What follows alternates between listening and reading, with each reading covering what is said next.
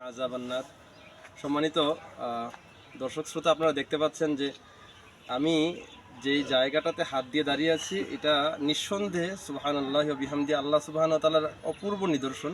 আমরা যদি খুব কাছ থেকে ক্যামেরাটা ধরি, আমরা যদি শুধুমাত্র কলার এই যে যে মোচাটা আছে এটাকে যদি শুধুমাত্র ক্লোজ করে দেখাই, আপনারা বুঝতে পারবেন যে একটা মৃত প্রায় কলা গাছ থেকে আল্লাহ সুবহানাহু ওয়া তাআলা কেমন করে মানুষের রিজিকের একটা ব্যবস্থা করে দিয়েছেন। সুবহানাল্লাহি ওয়া বিহামদি আল্লাহ সুবহানাহু ওয়া তাআলার অনন্য নিদর্শনের মধ্যে আমাদের চোখের সামনে এটাও একটা অনন্য নিদর্শন যে আমরা যদি জ্ঞানী সম্প্রদায় কোনো বুঝ নেওয়ার থাকে আল্লাহ সুবহানাহু ওয়া তাআলার আয়াত থেকে অমিন আয়াতিহি এইভাবে আল্লাহ সুবহানাহু ওয়া তাআলা কোরআনে অসংখ্য আয়াত নাযিল করেছেন, যেগুলোর একটা আমার কাছে মনে হয় যে এটা এই মুহূর্তে সুবহানাল্লাহ এটা আচমকা আমরা এই জায়গাতে এসে এটা দেখলাম।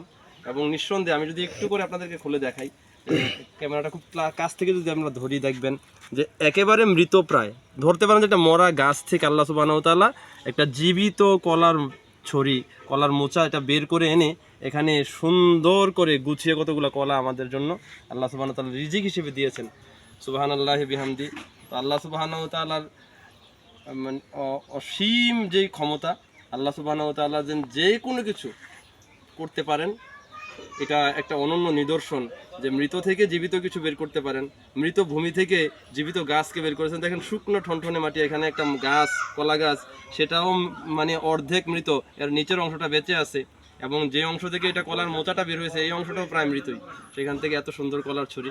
তো এটা আল্লাহর তাসবিহ এবং আল্লাহর তাহমিদ প্রকাশ করা চেয়ে বড় কিছু আর এখানে হতে পারে না। সুবহানাল্লাহি বিহামদি আল্লাহ সুবহানাহু ওয়া তাআলা এই নিদর্শনগুলো আমাদেরকে চোখে দেখে আল্লাহর বরত্ব, আল্লাহর যেই বড় অসীমত্ব এটাকে বোঝার এবং উপলব্ধি করার তৌফিক দান করুক। এবং আমরা যেন বেশি বেশি আল্লাহ সুবহানাহু ওয়া তাআলার তাসবিহর মাধ্যমে আল্লাহ সুবহানাহু ওয়া তাআলা যেটা বলছেন যে লাইন শাকারতুম লাযীদান্নাকুম ওয়া লাইন কাফারতুম ইন্না আযাবি লাশাদীদ, তোমরা যদি শুকরিয়া করো আমি বাড়াইয়া দেবো। তো শুকরিয়া না করেই তো আল্লাহ বাড়াই দিচ্ছেন। আর সেই জায়গায় যদি এটা পাওয়ার পরে এই গাছের যার দায়িত্বে যিনি মালিকানায় আছেন তারা যদি শুকরিয়া আদায় করে, আমার মনে হয় গাছ ছাড়াও আল্লাহ চাইলে খাবার দিতেই পারেন, এটা সম্ভব।